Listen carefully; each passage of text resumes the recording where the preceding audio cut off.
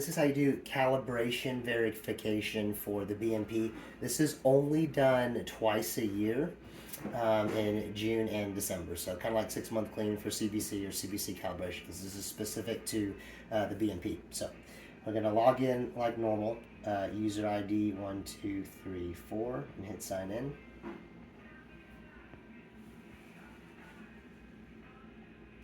It'll automatically go into this default screen to start running a test. You can X out of that and hit cancel test.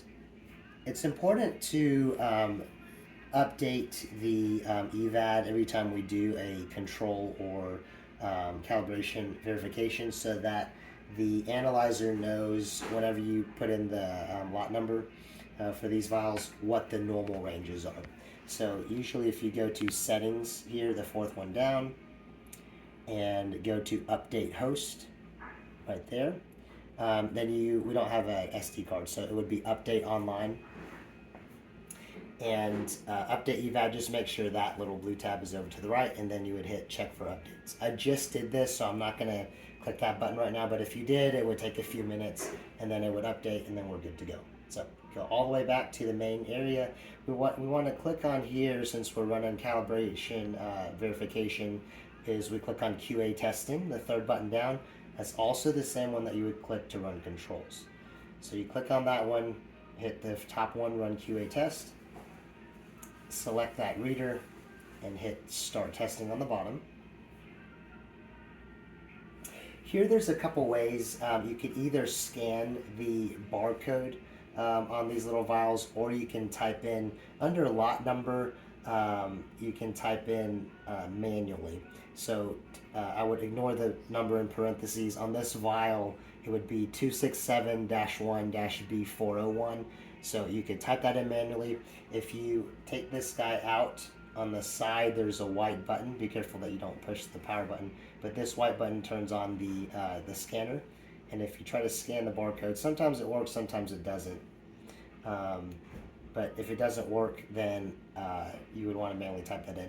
Once you do type it in, you want to make sure that it actually tells you what it is. If it's updated in the EVAD, it will automatically default to the name of that vial. So this one is CV1, or calibration verification 1.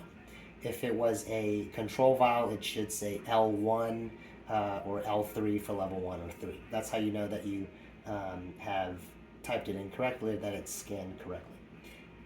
Under the second section, select test type, you want to click calibration verification. And then everything else is pretty much the same as running a control.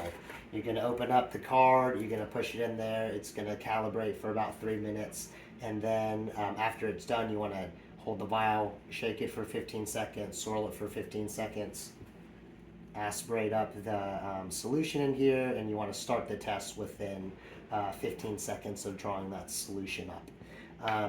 All of these results, when they print out, will get uploaded into the Google Drive now, and we do not need to save the printouts from this as long as they're uploaded into the Google Drive. So we would repeat that same process for all 5 vials.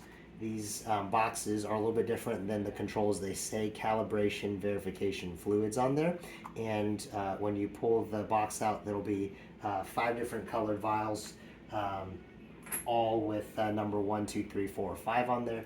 And again, just like the controls, we want to let this come to room temperature. I generally let them sit out for about 30 or 60 minutes before I start the process of doing this calibration, right? And that's it.